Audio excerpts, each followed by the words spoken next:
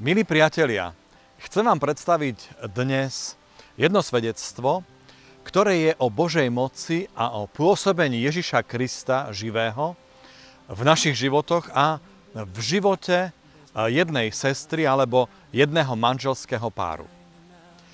Bolo to asi pred 5 rokmi, keď za mnou prišiel jeden manželský pár, ktorý nejaké obdobie, niekoľko rokov chceli mať dieťa, a nemohli. Prišli na modlitbu a tak som sa modlil, ale zároveň som v mene Ježiša Krista vyhlásil a povedal som jemu: o rok ti Boh dá syna. A predstavte si, presne tak to bolo. O rok sa im narodil chlapec a dali mu meno Ján. Boli sme šťastní, on mi volá v tej chvíli, keď sa dozvedel tú radostnú správu a hovorí mi: otec Milan, ty si ako Páter Pio, predstav si, budeme mať dieťa. Moja manželka je tehotná a budeme mať dieťa. Narodil sa im krásny chlapec. Tento Ján má dnes 3 roky, skoro 3 roky a oni opäť, manželia, nemohli mať druhé dieťa. A tak na stretnutí, ktoré sme mali na Turice, bolo to 30. a 31.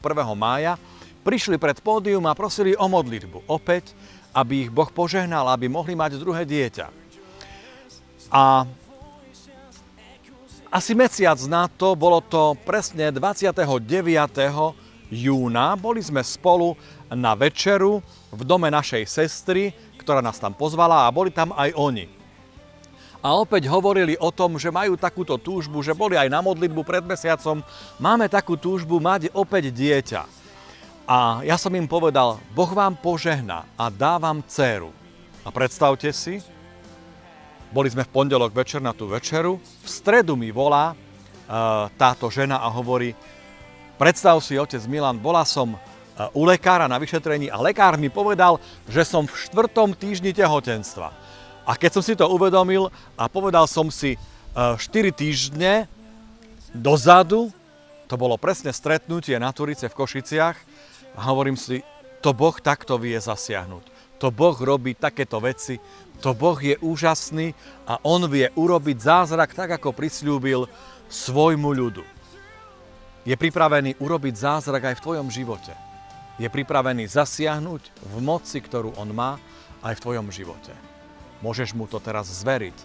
Môžeš mu predstaviť svoj problém, môžeš ho prosiť. Môžeš hovoriť: nebeský Otče, ja ťa prosím, v mene tvojho syna Ježiša Krista vstup do môjho života a zasiahni v moci a vypočuj moje volanie. Príď mi s pomocou. Amen.